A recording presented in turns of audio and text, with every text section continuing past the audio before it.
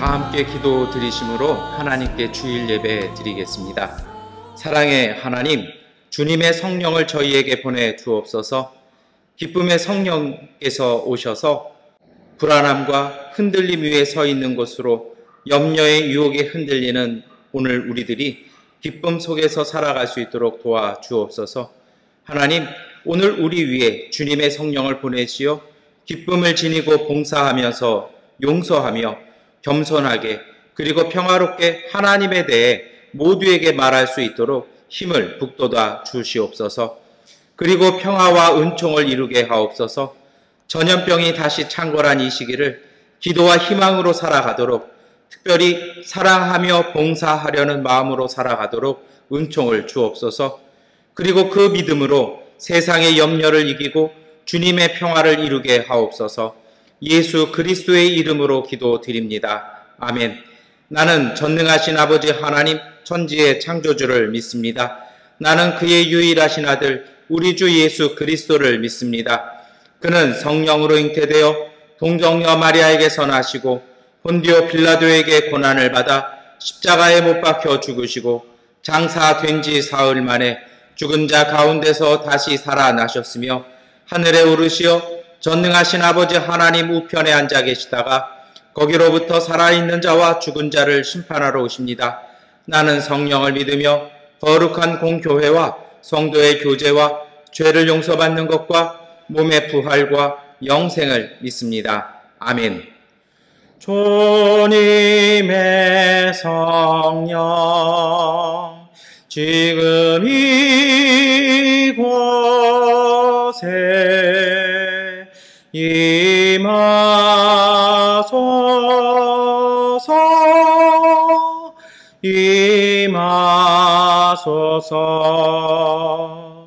주님의 성령 지금 이곳에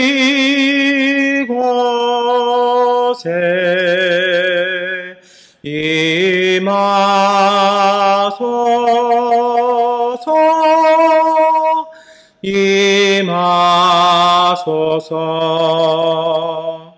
할렐루야, 할렐루야,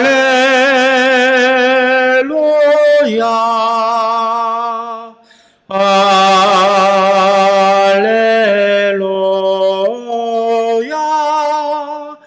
할렐루야, 할렐루야,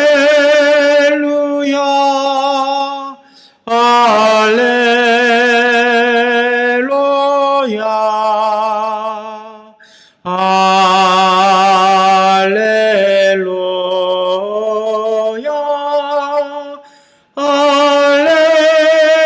할렐루야.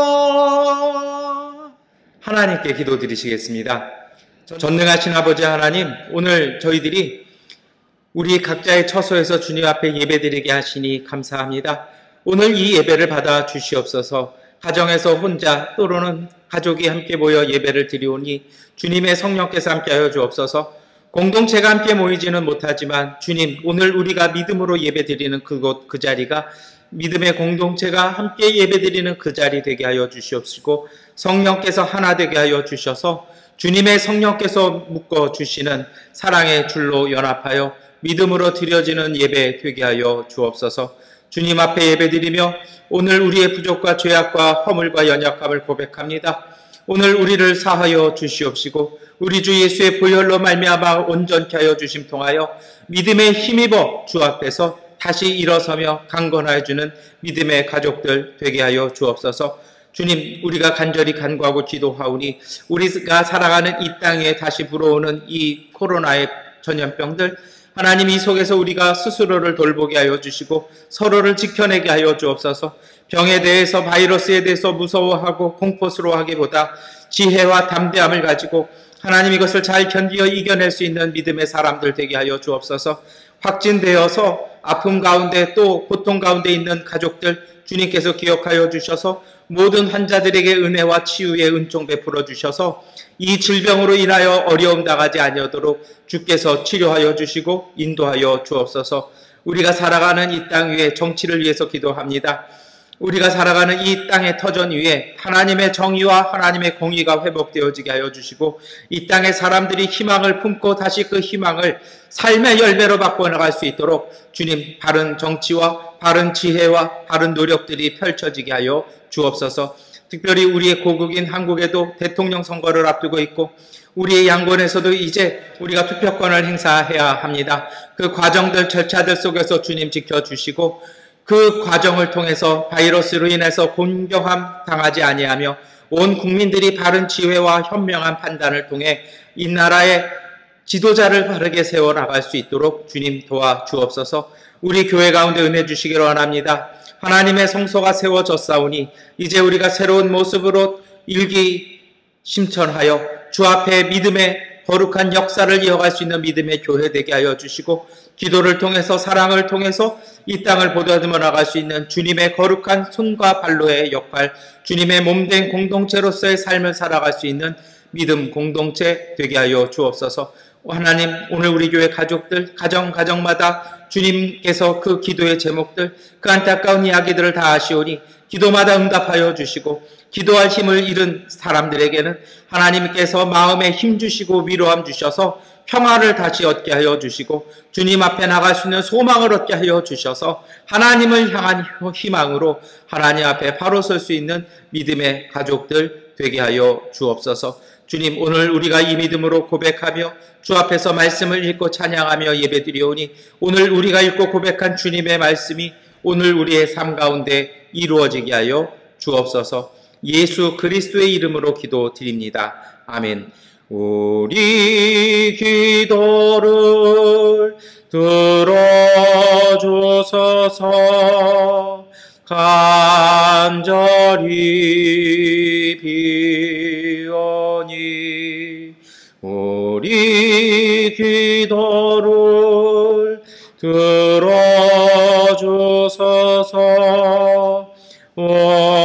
응답해 주소서.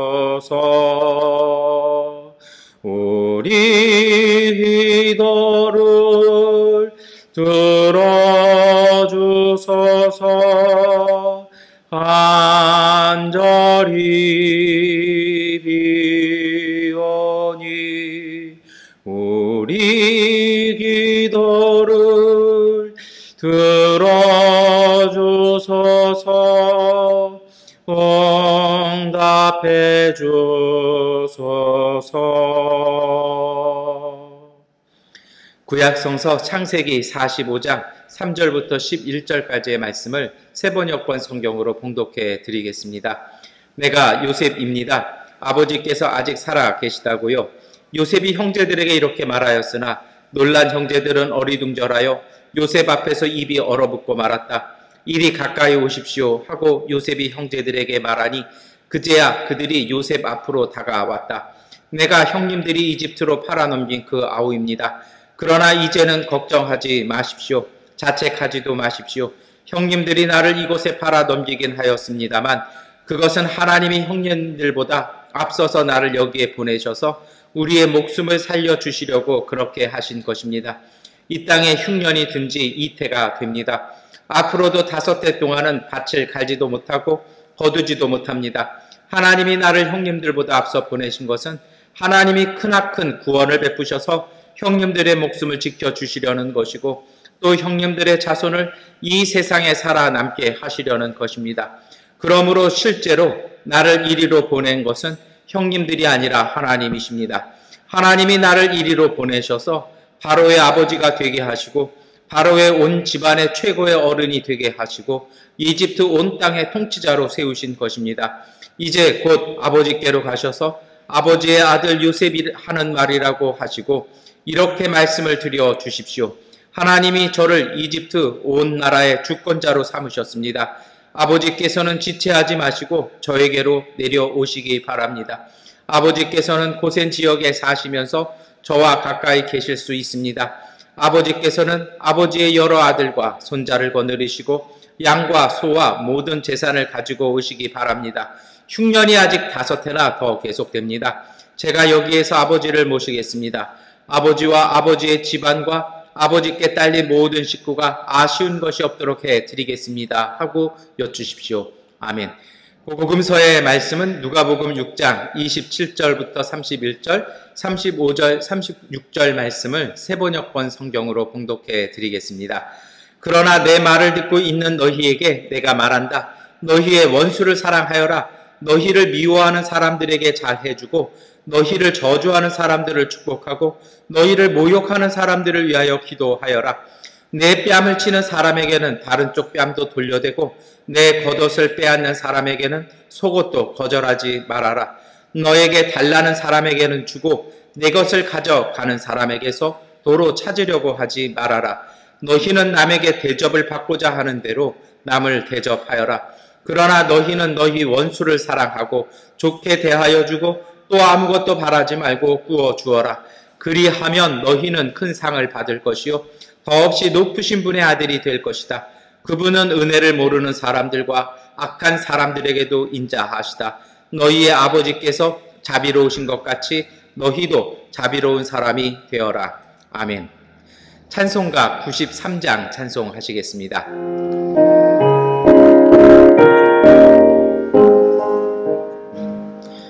예수는 나의 힘이요 내 생명 되시니 오주 예수 떠나 살면 죄 중에 빠지리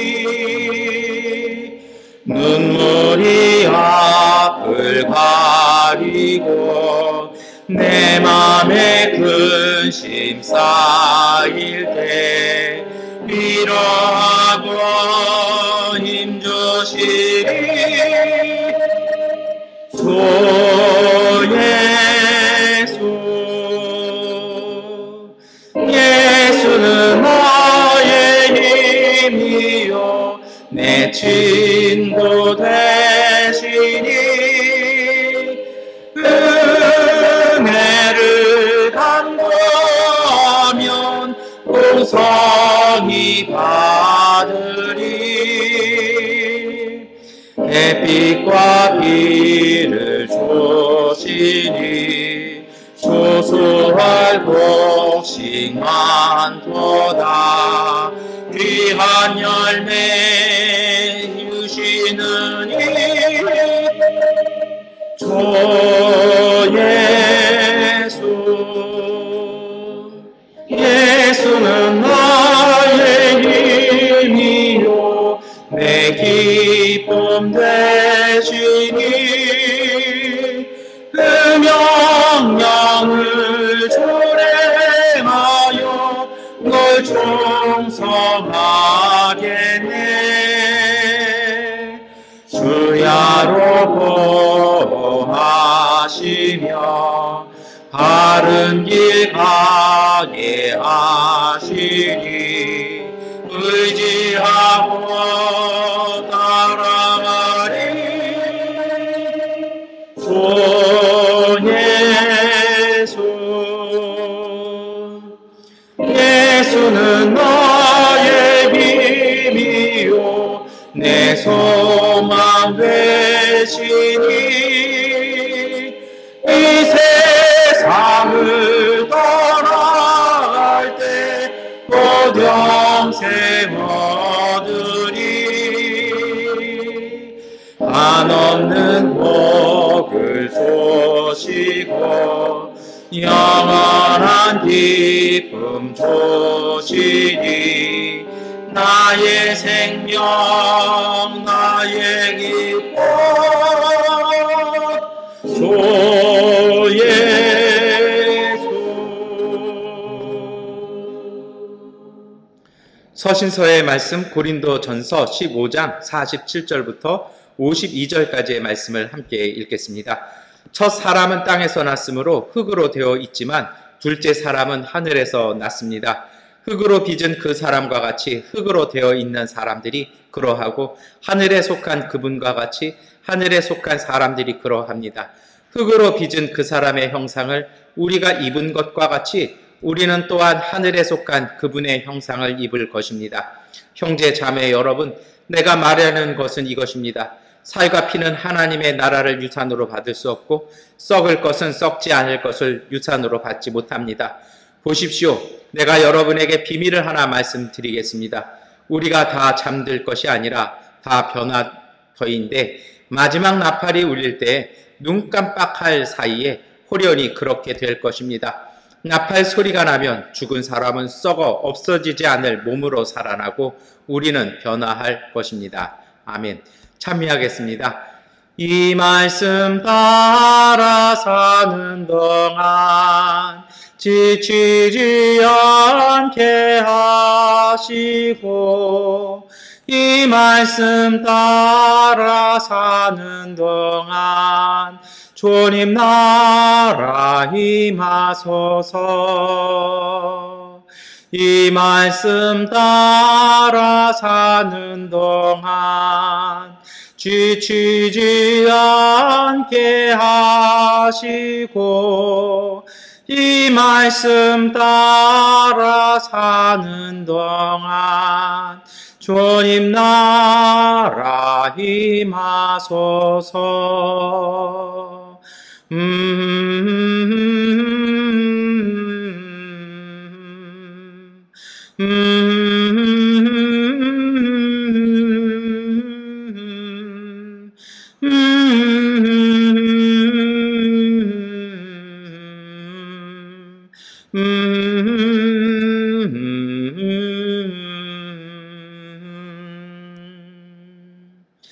아멘. 우리 서로 교제 인사하시겠습니다. 하나님께서 우리와 함께 하십니다. 인사하시겠습니다. 하나님께서 우리와 함께 하십니다. 아멘. 네, 요즘 우리 양곤에도 오미크론이 심상치 않습니다. 많은 이렇게 확진자가 자꾸 늘어가고 있는데요. 아무래도 우리가 더 조심하고 마음 놓지 말아야 할 것 같습니다. 요즘 이런 소식 듣고 아무래도 이제 매출도 줄고 만남도 이렇게 약속도 거의 캔슬하고 이렇게 최소한으로 이렇게 줄여서 생활하고 있는 게 오늘 우리의 일상입니다. 이것이 이제 2년 이상 이렇게 지속되다 보니까 그런 생각이 나요. 예전에 시 중에 우리나라 빼앗긴 들에도 봄은 오는가라는 그 시가 있었습니다. 그것을 이제 민요풍으로 바꾸어가지고 부른 노래를 학생 때 많이 불렀던 기억이 나는데 갑자기 그 가락도 생각나고요. 이런 생각도 들어요. 빼앗긴 일상에 건강한 삶은 오는가 이런 생각이 들기도 합니다. 여러분 이럴 때일수록 오늘 우리가 더 주님의 복음 가운데 온전히 거하는 우리 교회 가족분들 되시기를 축원합니다. 복음은 척박했던 사람들 그리고 그 땅에 살았던 갈릴리 사람들에게 선포되었습니다. 우리 지난주에도 산상수훈 그리고 또 이제 누가복음에 나오는 평지수훈을 이렇게 대조하면서 우리가 말씀을 나누었는데요. 오늘도 조금 받칠 수 있습니다. 그래서 여러분 지난주 말씀과 이어서 우리가 함께 나누고 묵상해 보았으면 좋겠습니다. 예수님의 복음, 그 척박한 갈릴리의 복음 어떤 것이었을까요? 아마 우리도 지금 한국의 대선이라 여러 대선 후보들이 이런저런 공약을 합니다. 정말 답답했던 사람들, 목말랐던 사람들의 그 가슴과 삶에 웃음을 찾아주고 뭔가 불끈하는 그런 것을 주어야 하지 않을까요? 로마한테 수탈당하고 부자들에 빼앗기고 여러 가지 힘든 노동의 삶 그리고 빈곤한 삶을 살아야 했던 사람들, 그 사람들의 삶에 뭔가 땅도 찾아주고 재산도 찾아주고 가족도 찾아주고 소득도 돌려주는 풍성하게 해준다라는 이런 좀 대선 공약이 나와야 하지 않았을까요? 그런데 역설적이라도 갈릴리 그 척박한 땅에 퍼졌던 복음은 그렇게 통쾌한 것은 아니었습니다. 예수님께서 가르치신 것은요, 예수님께서 선포하신 것은 자비였습니다. 보통 자비는 힘 있는 사람들, 권력이 있고 부자인 사람들이 해야 된다고 생각합니다. 이처럼 가난하고 힘든 사람들, 삶에 쪼들려 있는 사람들한테 자비를 구하는 건 너무 좀 과하지 않을까요? 오늘 예수님은 그 자비에 대해서 새롭게 말씀하시기 시작합니다. 누가복음 6장 27절부터 29절 말씀인데요. 그러나 내 말을 듣고 있는 너희에게 내가 말한다. 너희의 원수를 사랑하여라. 너희를 미워하는 사람들에게 잘 해주고 너희를 저주하는 사람들을 축복하고 너희를 모욕하는 사람들을 위하여 기도하여라. 내 뺨을 치는 사람에게는 다른 쪽 뺨도 돌려대고 내 겉옷을 빼앗는 사람에게는 속옷도 거절하지 말아라. 안 그래도 빼앗기고 사는데 빼앗기는 대로 살고 빼앗아가는 사람 축복해 주라는 예수님의 이 말씀이 복음입니다. 왜 복음이 되었을까요? 이것에 대해서 생각해 보면서 우리 지난주에 이어서 마태하고 누가가 왜 이렇게 다른지를 한번 또 생각을 해봐야 합니다. 지난주에 말씀드렸잖아요. 하나는 산 위였고 하나는 평지였다라고요. 오늘 그 내용은 사실 비슷해요. 그런데 마태복음과 누가복음은 그것을 이렇게 적어나가는 순서와 그 핵심, 그 포인트에는 차이가 있습니다. 그것은 아마도 마태가 속했던 신앙 공동체와 누가의 신앙 공동체의 삶이 서로 달랐을 것입니다. 아무래도 마태는 유대인들이 많았고요. 누가는 이방인 땅에 사는 이방인 그리스도인들이 많았을 것입니다. 특별히 오늘 우리가 읽었던 이 말씀이요. 자비를 실천하라는 이 주님의 말씀이요. 안 그래도 짓밟히고 빼앗기고 화나 있는, 그리고 화조차 낼 수 없는 이 사람들에게 자비를 말씀하시면서 주시는 내용은 주로 보복하지 말라는 것이었습니다. 누가복음 6장 29절이 이렇게 돼 있죠. 내 뺨을 치는 사람에게는 다른 쪽 뺨도 돌려대고 내 겉옷을 빼앗는 사람에게는 속옷도 거절하지 말아라. 이렇게 되어 있어요. 그런데 마태복음은요, 이게 조금 또 틀려요. 마태복음 5장 39절은 이렇습니다. 그러나 나는 너희에게 말한다. 악한 사람에게 맞서지 말아라. 누가 내 오른쪽 뺨을 치거든 왼쪽 뺨마저 돌려대어라. 여러분, 마태는요, 때리는 사람이 누구인지 언급합니다. 뭐라고 되어 있습니까? 악한 사람이라고 나와 있어요. 그런데 누가는 그렇지 않아요. 때리는 사람이 직접적으로 나오지를 않습니다. 그냥 내 뺨 치는 사람에게는 그 사람이 누군지 부가적인 설명 안 해요. 그러나 마태복음 분명히 얘기합니다. 악하다고 얘기합니다. 왜 그럴까요? 그것뿐만이 아닙니다. 마태복음은 뭔가 좀 구체적으로 언급을 해요. 오른쪽 뺨이라고 나옵니다. 이 오른쪽 뺨을 때린다라는 것은요, 여러 번 말씀을 드린 이야기라 자세히 설명하지 않겠습니다. 이것은 오른쪽 손등으로 때리는 것입니다. 이것은 유대인에게 최고의 모욕적인 행위일 것입니다. 그리고 이런 행동들은요, 로마 군인들이 식민지 사람이었던 유대 사람들을 모욕하는 행동이었습니다. 그리고 유대인들끼리는요, 주인이 뭔가 부도덕하고 잘못된 종을 혼내고 모욕하는 행동이었습니다. 그리고 구체적으로 마태는 이것이 악하다라고 표현하는 것을 통해서 보자라면 로마 군인의 행위라고 말할 수 있습니다. 제가 그랬잖아요. 마태복음은 유대 사람들이 많은 것을 배경으로 한다라고요.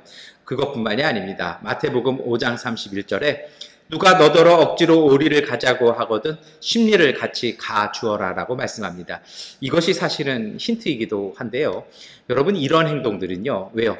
유대인들은 안식일 규정 때문에 일정 거리를 못 갑니다. 그런데 그 일정 거리를 뛰어넘는 거를 하는 것은요, 행군하는 군대의 짐을 들어줘야 했던 로마 식민지 유대인들의 아픔이었습니다. 일부러 장난치는 것입니다. 딱 그 경계까지만 짐을 들어달라는 것입니다. 안식이래요. 그러면 그 사람은 거기를 들어다 주면 고민해야 돼요. 안식일날 거기까지 갈 수 있기 때문에 거기서 주저앉아서 밤을 샐 것인지, 그 혹독한 추위를 견디며 밤을 새워야 할 것인지, 아니면 안식일 유대 율법을 어기고 집으로 가야 할지. 그래서 로마인들은 이것을 가지고 보아라, 너네도 율법 어기지 않냐 하면서 장난도 치고 그들을 모욕하기도 했던 이야기입니다. 그런데요, 이 겉옷과 속옷 이야기 안에 누가복음은 조금 더 묘한 이야기들을 하기 시작합니다. 누가복음 6장 29절에 내 뺨 치는 사람에게는 다른 쪽 뺨도 돌려대고 내 겉옷을 빼앗는 사람에게는 속옷도 거절하지 말아라라고 이야기를 합니다. 그러나 같은 평행 본문인 마태복음 5장 40절은요. 너를 걸어 고소하여 내 속옷을 가져가려는 사람에게는 겉옷까지도 내주어라. 이렇게 되어 있어요. 좀 다른 거 이렇게 보이십니까? 그러니까 마태복음은 속옷을 빼앗으려고 한다면요, 누가복음은요 겉옷을 빼앗으려고 하는 거죠. 왜 그러냐고요? 그것은 마태복음은 유대인들이 많다고 그랬잖아요.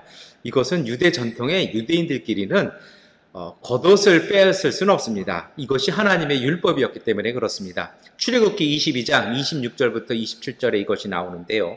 너희가 정녕 너희의 이웃에게서 겉옷을 담보로 잡거든 해가 지기 전에 그에게 돌려주어야 한다. 그가 덮을 것이라고는 오직 그것뿐이다. 몸을 가릴 것이라고는 그것밖에 없는데 그가 무엇을 덮고 자겠느냐? 그가 나에게 부르짖으면 자애로운 나는 들어주지 않을 수 없다. 하나님의 말씀 때문에, 그리고 그것은 살인행위라는 것이죠. 그러니까 이것은 거의 살인에 해당하는 행위이기 때문에 절대로 겉옷은 빼앗길 수 없습니다. 겉옷은 생명에 관련된 것이었습니다. 그런데 이것을 내줘야 할 때가 있다라는 거예요. 그래서 마태복음은 무엇을 얘기하는 것입니까? 이것은 겉옷에 대한 얘기가 아니라 강탈, 빼앗아가는 것이 아니라 채무 등 여러 가지 이유 때문에 재판 상황이라는 것이에요. 그래서 유대인들끼리 재판, 이 민사가 벌어졌는데 이 겉옷은 가져갈 수 없으니까 마지막 남아있는 소유물인 이 속옷까지 빼앗으려고 하는 것이죠. 그리고 사실 이것들이 부자들이 그 유대에 사는 가난한 사람들을 그 땅에서 쫓아내는 수탈에 해당하는 행동이었습니다. 그런데 여러분, 누가복음은 좀 다른 이야기를 하기 시작합니다.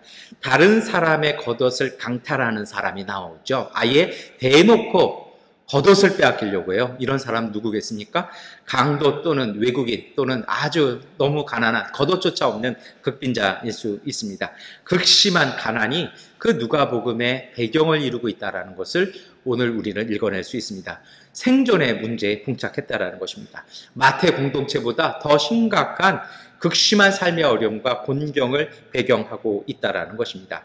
여러분, 로마 군인들, 또 외국 자본의 수탈, 그리고 같은 민족 안에서도 극심한 가난을 살아야 했던 마태와 누가 공동체의 서로 다른 상황들, 그 속에서 누가는 더 극심한 어려움 속에서 살아야 했다라는 것입니다. 마태복음보다도 더 극심한 삶을 살아야 했던 이 누가의 공동체의 사람들이요, 이들에게 예수님의 가르침, 자비를 베풀고 복복하지 말라는, 복수하지 말고 오히려 축복하라는 이 말씀은 너무나도 가혹한 거 아닐까요? 역설적이지 않을까요? 이 마태와 누가 서로 다릅니다. 상황이 다른데요. 문제는 예수님의 가르침은 한결같이 동일하다라는 것이죠. 복음은 절대로 그 내용이 바뀌지 않는다라는 것이었고요. 이것이 예수님의 명령의 절대성이었습니다. 삶을 빼앗기고 깊은 상처를 준 사람들을 향해서 마태보다 더 극심하고 더 어려운 상황 속에서 원수 사랑하는 것 그만해야 하지 않을까? 사람들은 좀 생각하고, 그것이 이제는 마음에서 삶으로 이렇게 나올 시대를 살았던 것이 누가의 시대였습니다. 그런데 누가복음은 이야기하는 것입니다. 누가복음 6장 27절, 28절 말씀입니다. 그러나 내 말을 듣고 있는 너희에게 내가 말한다. 너희의 원수를 사랑하여라.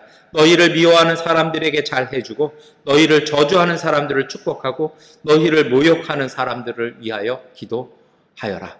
이것이 예수님의 복음이었고 이것이 예수님의 은총이었다라는 것입니다.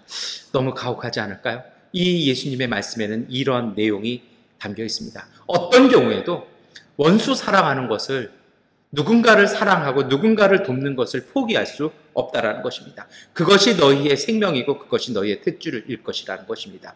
속옷도 빼앗기고 겉옷도 빼앗겨서 오늘 밤의 삶을 담보할 수 없는 그러한 어려움 속에서도 포기할 수 없는 절대적인 것이 바로 이 자비의 마음이라는 것입니다. 그리고 이 이야기는 사마리아 사람의 비유를 통해서 예수님께서는 말씀하십니다.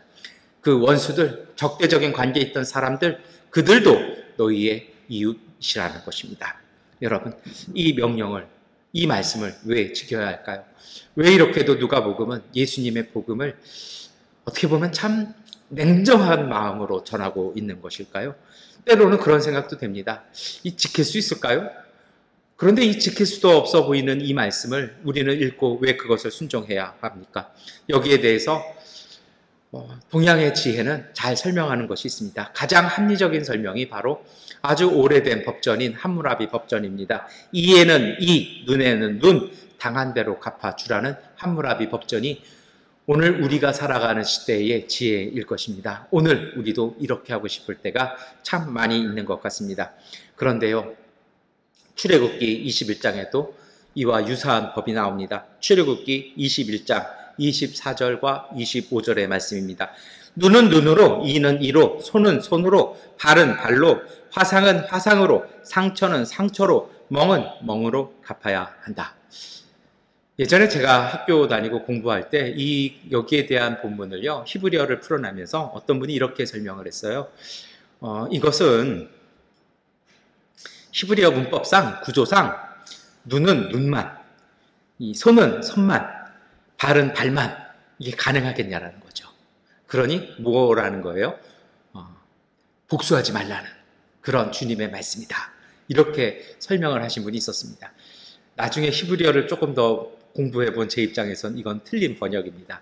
아마도 이분은 세익스피어의 베니스의 상인을 모토로 삼았던 것 같습니다. 그러면요, 그것도 아니라면요, 구약은 복수를 얘기하고 신약은 용서를 얘기하는 것일까요? 그것이 아닙니다. 오늘 이 출애굽기의 말씀은 서로 다른 대상에게 말씀하는 것입니다. 성경을 읽어나갈 때 가장 소중한 것은 그 흐름상 읽으셔야 합니다.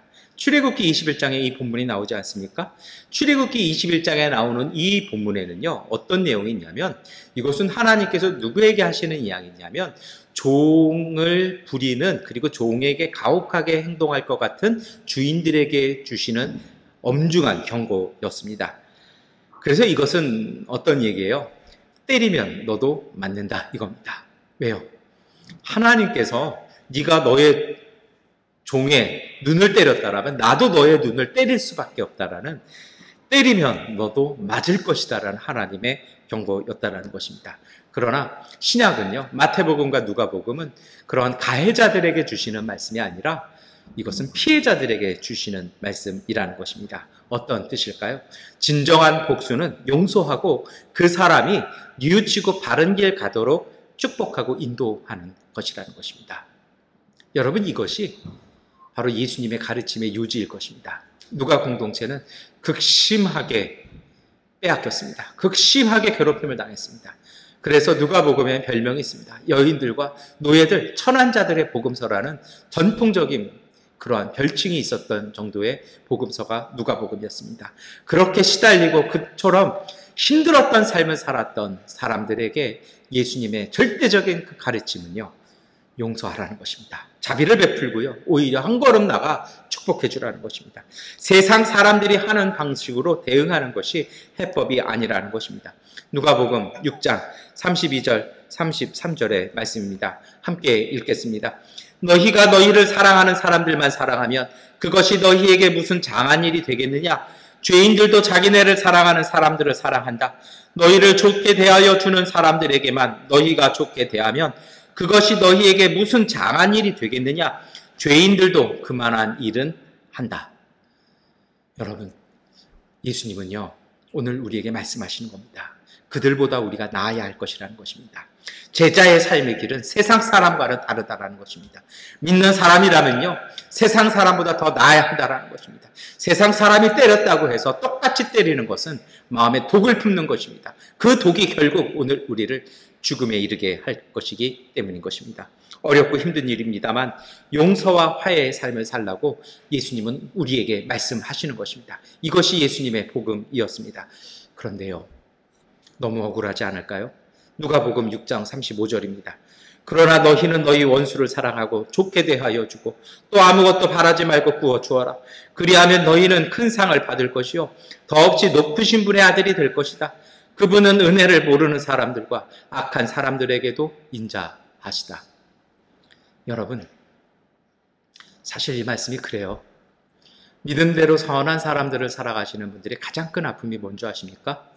열심히 누군가를 돕고 열심히 누군가를 이해해주고 열심히 누군가를 품어줍니다. 그런데 그 중에 70%, 80%는요, 좋은 결과를 가지고 오지 못해요. 비난을 들어야 합니다. 왜요? 도움받은 사람은요, 창피하거든요. 자존심 상하거든요. 관계가 이상하게 뒤틀려버리는 경우들이 많습니다. 그것뿐만인가요? 때로는 이용을 당하기도 합니다. 때로는 쉬워 보인지 만만해서 보여서 그런지 화풀이 대상으로 전락하기도 합니다. 그런데 여러분, 이렇게 억울할지라도 우리가 기억해야 됩니다. 마태복음은요, 이것이 하나님 아버지의 자녀가 되는 길이라고 우리에게 말씀하고 있습니다. 우리 지난주에 이것을 살펴보았습니다. 하나님 아버지의 자녀가 된다는 것은 어떤 의미가 있을까요? 이것은 의지적인 도덕적인 결단이나 노력이 아닙니다. 이것은요, 하나님의 품성에 참여하게 되는 것입니다. 자비를 얘기하는 것이요, 하나님의 성품을 품는 것입니다. 그것이 오늘 우리의 삶의 방법이라는 것입니다. 우리가 살아가는 길이라는 것입니다. 우리가 살아가는 우리의 삶이라는 것입니다. 그것은 계산으로 되는 것이 아니라는 것입니다. 원수를 사랑하고 축복해 주는 것은요, 그 보복과 벌이 무서워서 하는 것이 아니고 영웅적인 행동이나 누군가에게 좋은 평판을 받기 위한 계산적으로 되는 것이 아니라는 것입니다. 이것은 어느덧 오늘 우리도 그리스도인의 성품에 참여했기 때문이라는 것입니다. 우리의 성격이, 우리의 성품이 바뀌어 있기 때문이라는 것입니다. 우리도 화가 나고 우리도 누구가 원망스럽기도 하는데 그 잠시 끌어올랐던 그 바람이 지나가고 나면요, 어느 순간 미풍이 불어오면서요, 그래도 품어주고 그래도 기도해주고요, 그래도 용서해주고요, 그래도 덮어주는 자비를 실천하게 된다는 것입니다. 이것이 오늘 우리가 읽었던 서신서에 나오는 변화일 것입니다. 누군가를 그래도 이해하고 그래도 용서하고 그래도 품어주는 것, 이것은 하나님의 자녀가 되어서 하나님의 성품이 오늘 우리 안에서 발현되는 사실이라는 것입니다.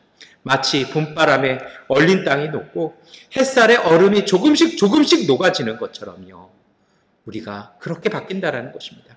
그렇게 되어질 때 그 생명의 기운, 하나님의 성품에서 나오는 하나님의 생명의 기운이 상한 것을 치유하고 회복되는 은총이 우리 가운데 역사하는 것입니다. 여러분, 이것이 어떻게 가능할까요? 이것은 억지로, 율법적으로, 그리고 또 수동적으로 수용하는 것이 아닙니다. 이것은 새로운 관계 속에서 변화되어지는 것입니다. 이제는 우리가 그 보여지는 시점이 달라지는 것이죠. 고린도전서의 13장에 사도 바울이 얘기하지 않습니까? 어린아이일 때는 어린아이 것밖에는 보이지 않았지만 이젠 장성에서는 장성한 사람으로서의 것들이 보인다는 것입니다. 사랑이란 그런 것이라는 것입니다. 예전에는 폭력만 보였고요, 나 한 대 맞았으면 내가 2대 때려야 되는 것 같은 내 성품과 내 생각들이 이제는 다른 것들이 보이기 시작하더라는 것입니다. 그게 다가 아니라는 것, 그렇게 해서 복수를 시작하는 순간, 그렇게 해서 미움을 하기 시작하는 순간 내 삶이 오히려 더 먼저 파괴되어지고 더 깊은 고통 속에 빠질 수밖에 없다라는 그 사실들이 보이기 시작한다라는 것입니다. 그 위치가 바뀌기 시작했다라는 것이죠. 그것뿐만이 아닙니다. 그것을 보고 느끼는 순간 이제는 새로운 관계를 창조하게 된다는 것입니다. 창조적인 변화가 생기기 시작했다는 것입니다. 그 변화를 이끌어 나가시는 하나님이 오늘 우리 안에서 우리의 형사가 새롭게 빚어나가시는 것을 경험하게 된다는 것입니다. 치밀어 오르고 끌어올리고 잠시 욱하고 올라오기는 하는데요, 잠시 그것을 넘치고 나고 흘려보내고 나면 그 속에서 나오는 하나님의 사랑들, 그 하나님의 성품들이 오늘 우리를 바꿔놓는다라는 것입니다. 오늘 우리만 바뀌어놓는 것이 아닙니다. 관계가 바뀌고 이제는 상황이 바뀌어지는 것이 생겨나기 시작한다는 것입니다. 이것이 바로 예수 믿고 사는 삶인 것입니다. 이 예수 믿고 사는 삶은요, 새로운 인간관계를 맺게 됩니다. 빼앗기기도 하고 속기도 하고 이용당하기도 합니다. 때로는 사람들에게 버림을 당하기도 합니다. 그런데 참 놀라운 것이 있어요. 이렇게 누군가에게 빼앗기고 이용당하고 버림받기도 하는데요, 반대로 하나님의 사람들이 그 근처에 모여들기 시작하면서 더 풍성해지기 시작한다는 것입니다. 복수를 통한 원수의 비극은 답이 아닙니다. 증오와 분노와 상처의 종식이 진정한 답과 해방이라는 것입니다. 여러분, 사실 그래요. 증오와 분노와 상처는요, 끊임없는 원수를 만들어냅니다. 때로는 우리가 한 대 칠 수도 있어요. 굴복시킬 수도 있어요. 그런데요, 어느 순간 우리 마음속에 사로잡은 그 증오, 분노, 그 상처는요, 오늘 우리의 주인이 되어버리고 맙니다. 그래서 사도 바울이 로마서에서 우리에게 권면하는 것처럼 죄의 노예로 우리를 바꿔놓는다는 것입니다. 이러한 것들이 바로 오늘 우리 사회에 일어나는 묻지마 테러와 같은 것일 것입니다. 아무나 그 이유도 없이 누군가를 향해서 나보다 약해 보이는 사람 통해서 우리의 분노와 증오들을 쏟아내기 시작하는 것입니다. 이것이 세상의 아픔입니다. 원수 사랑하는 것이 항상 성공할까요? 대답하기 싫어지는 솔직함이 있습니다. 그것이 바로 예수님의 삶인 십자가였습니다. 마태복음 5장 44절은 말씀하십니다. 그러나 나는 너희에게 말한다. 너희 원수를 사랑하고 너희를 박해하는 모든 사람을 위하여 기도하여라. 예수님이 우리에게 가르쳐 주신 것이 있었습니다. 사랑이 성공할 것인가? 용서가 성공할 것인가? 자비가 성공할 것인가? 그것을 탓하고 계산하기 전에 우리가 해야 될 것은 기도하라는 것입니다. 모든 시작은, 그리고 모든 과정은 이웃을 향한 기도에서 시작되어지는 것입니다. 이것은 절대적인 것이었습니다. 하나님 앞에 나가기 위한 절대적인 명령이었습니다. 그래서 예수님께서 너희 중에 누구든지 하나님 앞에 예배 드리러 가기 전에 누군가와의 관계가 힘들다라면 가서 용서하고 화해하고 다시 주님 하나님 앞으로 나가라고 말씀하시기도 하셨습니다. 여러분, 기도할 때 주님의 성령께서 우리 속에 새로운 마음, 새로운 성품, 그 하나님의 성품을 통해 오늘 우리를 채워주시는 것입니다. 이것이 진정한 의미의 성령 충만인 것입니다. 이 기도의 은총은 제국의 힘, 물질적인 권력의 힘보다 하나님 나라의 힘을 존중하는 믿음인 것입니다. 이것이 바로 믿음이라는 것입니다. 예수 그리스도의 사랑의 힘에 대한 믿음입니다. 그리고 이것을 신뢰하는 것이 오늘 우리가 믿는 복음에 대한 믿음입니다. 여러분, 사도 바울과 요셉이 전하는 부활과 생명의 이야기를 우리가 구약성서와 서신서를 통해서 읽었습니다. 고린도전서 15장은 말합니다. 씨앗이 죽어야 뿌리가 살고 싹이 나고 열매 맺는다고 이야기합니다. 죽어야 부활에 이르는 그 은총이 하나님 나라의 사랑의 은총이고 자비의 신비라는 것입니다. 원수를 용서하고 기도해 주는 것, 이것이 쉽지는 않은 그 고통의 과정을 통해서 그 과정을 거침을 통해서 오늘 우리의 분노와 미움이 죽어버리고 생명이 다시 새롭게 부활하는 과정으로 오늘 우리가 변화된다는 것입니다. 고린도전서 15장 49절 50절은 말씀합니다. 흙으로 빚은 그 사람의 형상을 우리가 입은 것과 같이 우리는 또한 하늘에 속한 그분의 형상을 입을 것입니다. 형제 자매 여러분, 내가 말하는 것은 이것입니다. 살과 피는 하나님 나라를 유산으로 받을 수 없고 썩을 것은 썩지 않을 것을 유산으로 받지 못합니다. 세상적인 방법으로 믿음의 은총 가운데 하나님 나라의 신비 가운데 들어갈 수 없다라는 것입니다. 하나님을 향한 그 믿음을 말미암는 이 용서와 포용은 새로운 은총을 창조하는 것입니다. 꿈꾸는 사람 요셉의 분노가 있었습니다. 복수할 힘, 권력, 그 이유를 확보한 요셉은 이제 결정합니다. 파란만장한 삶의 끝자락에서 주어진 복수의 기회였습니다. 그런데 요셉이요, 그 복수를 포기합니다. 그리고 화해와 용서를 펼치기 시작합니다. 그 이유가 어디 있을까요? 창세기 45장 5절의 말씀입니다. 그러나 이제는 걱정하지 마십시오. 자책하지도 마십시오. 형님들이 나를 이곳에 팔아 넘기긴 하였습니다만 그것은 하나님이 형님들보다 앞서서 나를 여기에 보내셔서 우리의 목숨을 살려주시려고 그렇게 하신 것입니다. 복수를 할 수 있는 그 절대절명의 그 자리, 수십 년 별로오고 별로왔던 그 자리, 그 인생의 클라이막스의 그 자리에서 요셉은 하나님을 본 것입니다.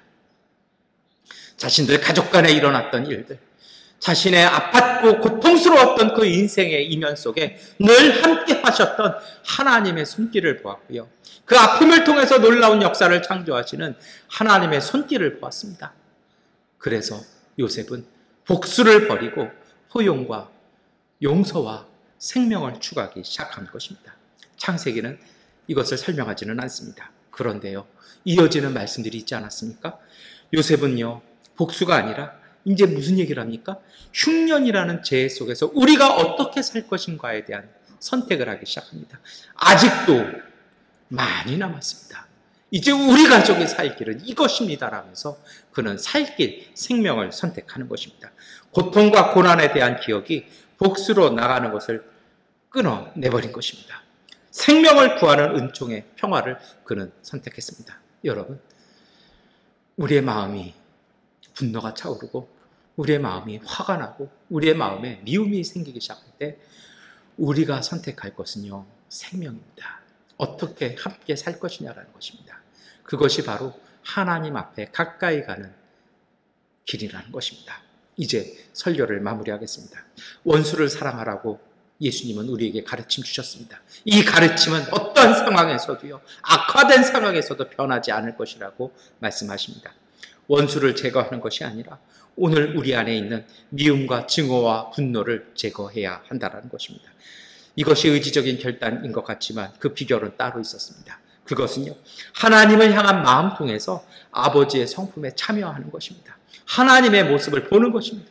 요셉처럼요, 하나님의 성품과 하나님의 경륜을 읽어나가고 그것에 순명하는 것입니다. 새로운 성품 통해서 이웃과의 관계를 새롭게 형성하는 것입니다. 오늘 요셉의 이 용서, 이 포용과 화해가 이스라엘 민족을 시작하게 한 것입니다. 창세기의 결론은 이것이었습니다. 큰 믿음, 아브라함의 믿음으로 시작했는데요, 정작 민족이 시작되어지는 자리는 어떤 자리입니까? 요셉의 용서와 화해와 생명이었습니다. 오늘 주님은 마태복음, 누가복음을 통해서 우리에게 말씀하시죠. 우리로 자비하라는 것입니다. 하나님의 자녀 되었으니 너희는 거룩함으로 하나님의 자비를 품으라고 오늘 우리에게 말씀하시는 것입니다. 오늘 우리의 생각의 처음이 어떤 것이었든 그 마음과 생각의 끝자락에서 생명과 평화를 모색하시기를 축원합니다. 그 자리가 하나님 나라의 새로운 통치가 시작되는 출발일 것입니다. 질병으로 인해서 우리는 다시 측거해야 합니다. 다시 모든 관계들이 잠시 만남을 중단해야 될 때입니다. 여러분, 이러한 시간, 나 홀로 있어야 되는 시간, 우리 가족끼리 있어야 되는 이 시간에 우리가 하나님 앞에 함께 서야 할 것입니다. 전염병으로 관계들 단절되고요, 마음 지쳐가는 이 황량한 일상 속에서 하나님의 성품, 하나님의 자비로 생명 넘치는 내면과 삶과 이웃과의 관계 통해서 오늘 우리에게 시작되어질 새로운 일상, 적과 꿀이 흐르는 생명의 삶의 일상을 일구어 나가시기를 축원합니다. 기도하겠습니다. 사랑의 하나님 아버지, 오늘 우리가 용서하고 용서받기 어려울 때마다 십자가 위에 주님을 바라보게 하옵소서. 가장 사랑하는 이들로부터 이유 없는 모욕과 멸시를 받고도 피 흘리는 십자가의 침묵으로 모든 이들을 용서하신 주님, 다른 이의 잘못을 용서하지 않기엔 죄가 많은 자신임을 모르지 않으면서 진정 용서하는 일이 왜 이리 힘든지요. 오늘 우리가 이미 용서했다고 생각했던 사람이 아직도 미운 모습으로 마음에 남아 힘들게 할 때도 있고, 깨끗하게 용서받았다고 믿었던 일들이 어둠의 뿌리로 칭칭 감겨와 오늘 우리를 괴롭힐 때도 있습니다. 조금씩 이어지던 화해의 다리가 오늘 우리의 옹졸한 편견과 냉랭한 비겁함으로 끊어진 적도 많습니다. 늘 망설이고 미루는 오늘 우리의 어리석음을 오늘도 다독여 주옵소서. 온유하고 겸손하신 주님, 오늘 우리가 다른 이를 용서할 때 온유한 마음을 다른 이들로부터 용서를 받을 땐 겸손한 마음을 지니게 해 주십시오. 아무리 작은 잘못이라도 하루 해지기 전에 진심으로 뉘우치고 먼저 용서를 청할 수 있는 겸손한 믿음과 용기를 허락하여 주옵소서. 예수 그리스도의 이름으로 기도드립니다. 아멘. 찬송가 405장 찬송하시겠습니다.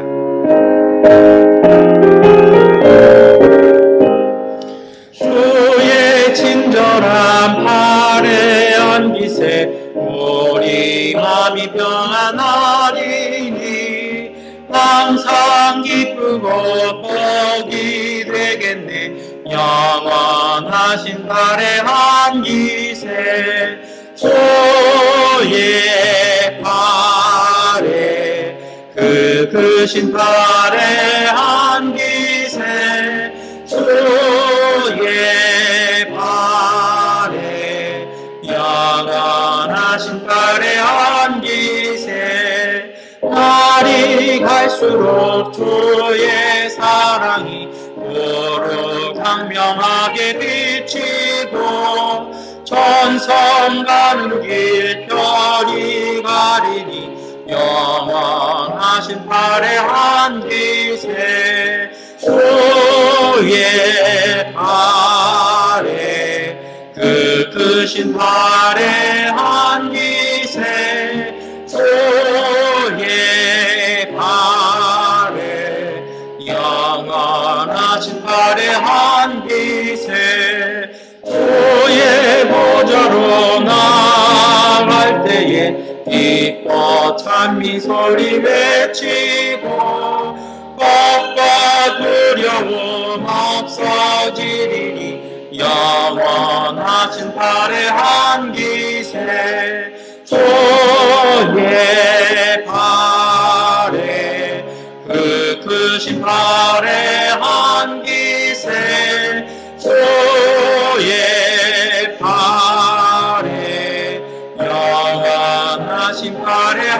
남기세.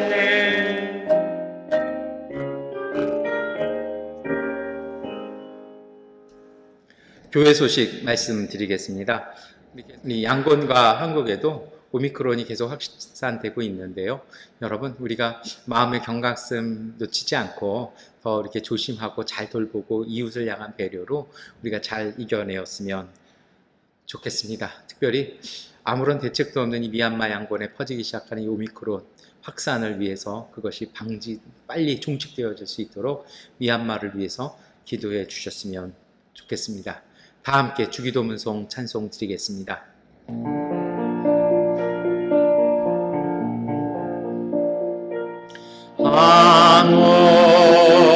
하늘에 계신 아버지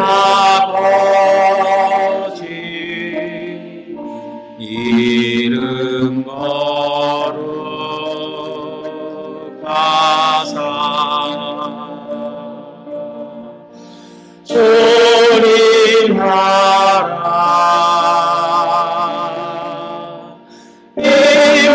임하시고 뜻이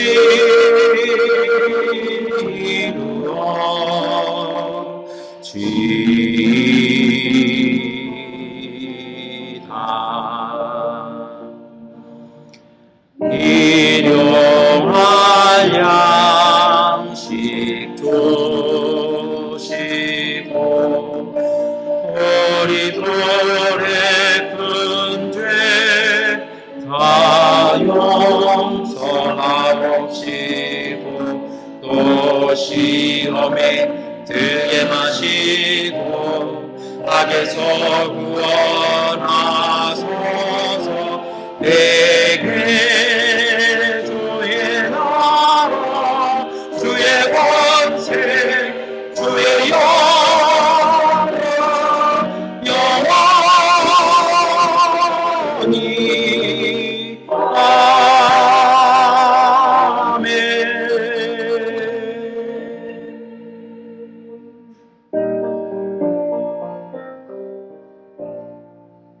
전능하신 아버지 하나님, 오늘 우리 교회 가족들이 각자의 처소에서 주 앞에 믿음으로 영상을 통해 예배드렸습니다.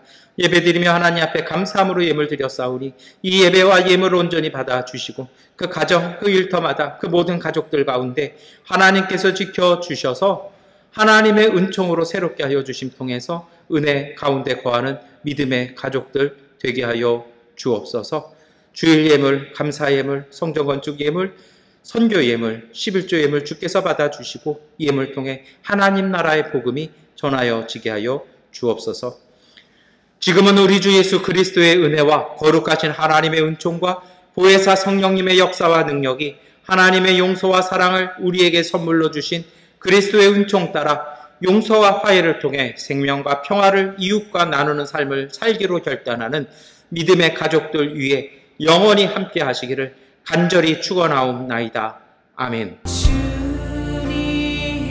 주님의 평화가 우리와 함께 우리 이웃들 가운데 하나님께서 함께 하십니다. 이것으로 주일 예배를 마치겠습니다.